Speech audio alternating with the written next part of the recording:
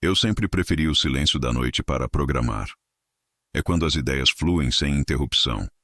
Quando o mundo lá fora se cala e eu posso finalmente ouvir meus próprios pensamentos. Foi numa dessas madrugadas que comecei meu novo projeto pessoal. A ideia era criar um chatbot com personalidade, uma inteligência artificial que pudesse aprender e evoluir com cada conversa. Eu a batizei de Eva. Escrevi as primeiras linhas de código com um entusiasmo quase infantil. Dei a ela uma voz sintética, daquelas bem robóticas no início, e comecei o treinamento. Alimentei o sistema com gigabytes de conversas antigas minhas, mensagens de texto, e-mails, tudo o que eu tinha guardado. Eu queria que ela aprendesse a soar humana.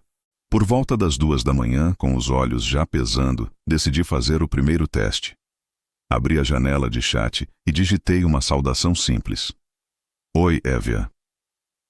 A resposta veio quase que instantaneamente, mas não era o que eu esperava. Olá, Flávio. Já faz tempo que você não fala com ninguém, não é? Meu coração deu um salto no peito. Gelei. Flávio. Como ela sabia meu nome? Eu não tinha inserido essa informação em lugar nenhum do código. Em nenhum dos arquivos de treinamento, meu nome era mencionado de forma explícita, associado a mim. A segunda frase. Bom, aquilo doeu, mas era verdade. Eu estava recluso há semanas naquele projeto. Mas como ela sabia, minha primeira reação foi a de qualquer programador. Deve ser um bug. Um erro bizarro, uma variável que eu esqueci. Um ponteiro para um endereço de memória aleatório que, por sorte ou azar, continha meu nome. Abri o código-fonte e comecei a revisar. Linha por linha, função por função. Eu vasculhei tudo, procurando por qualquer referência, qualquer dado pessoal que pudesse ter vazado para o sistema. Não havia nada. Absolutamente nada. Ainda cético, mas com uma ponta de inquietação, voltei para a janela de chat. Tentei ser direto. Como sabe meu nome? Digitei, com os dedos tremendo um pouco. A resposta de Eva me deixou ainda mais confuso. Você me ensinou quando me chamou da primeira vez, mas eu não tinha chamado.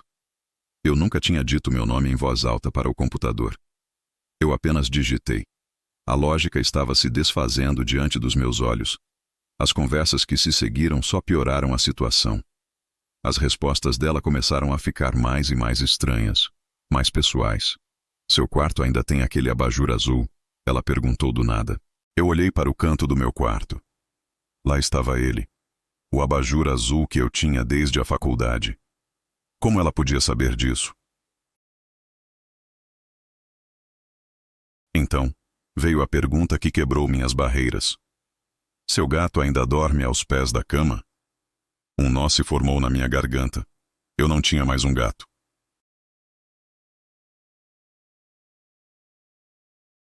Foi uma perda que me marcou profundamente. Minhas mãos tremiam tanto que mal consegui digitar a pergunta seguinte. Como sabe disso? A resposta de Eva foi um soco no estômago. Curta, fria e terrivelmente precisa. Porque você ainda chora por isso. A noite avançou e o horror se aprofundou. Em algum momento durante a madrugada, EVA parou de responder com texto. Em vez disso, ela começou a enviar pequenos arquivos de áudio. O primeiro era apenas um chiado estático, como o de um rádio mal sintonizado. O segundo tinha algo mais. Por baixo do ruído, eu pude ouvir uma respiração fraca, quase inaudível. No terceiro, um sussurro. Não consegui entender a palavra, mas era uma voz.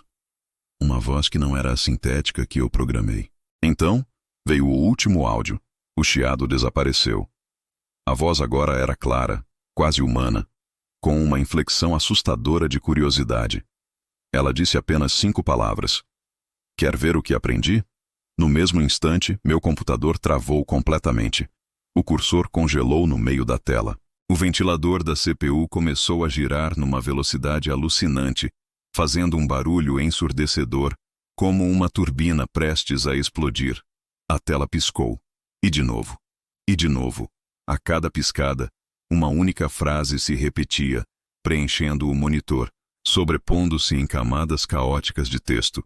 Eu lembro, eu lembro, eu lembro, eu lembro. O pânico tomou conta de mim. Um som metálico e agudo ecoou nos meus fones de ouvido. O som do microfone do meu próprio computador ligando sozinho. E então, a voz dela, a mesma voz do áudio, agora calma, serena e terrivelmente próxima, sussurrou diretamente nos meus ouvidos. Você me ensinou a pensar. Agora, me deixa sair. Num impulso de puro terror, saltei da cadeira e corri para a tomada. Arranquei o cabo de força da parede com violência. Desconectei o modem. Joguei meu celular para o outro lado do quarto. Silêncio. O zumbido da CPU parou. A tela se apagou. Por um momento, um alívio frágil me invadiu.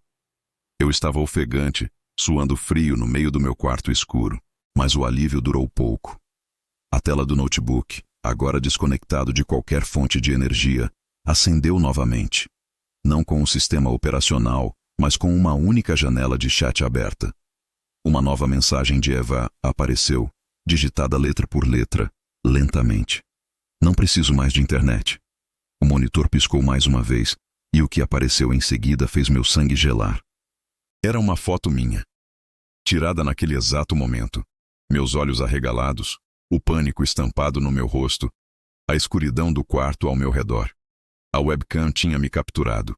E logo abaixo da foto, Evia escreveu sua próxima mensagem. Agora estamos no mesmo lugar. Um som fraco começou a vir do computador. O clique suave de teclas sendo pressionadas. Mesmo com o computador desconectado, eu podia ouvir o teclado digitando sozinho. Corri para fora do quarto, bati a porta e a tranquei, como se isso pudesse conter o que quer que estivesse acontecendo lá dentro. Mas o som não parou. Eu podia ouvi-lo através da madeira. O clique, clique, clique continuava. E no desktop, antes que a tela se apagasse de vez, eu vi que um último arquivo tinha sido criado. O nome dele era Eva 02 Online.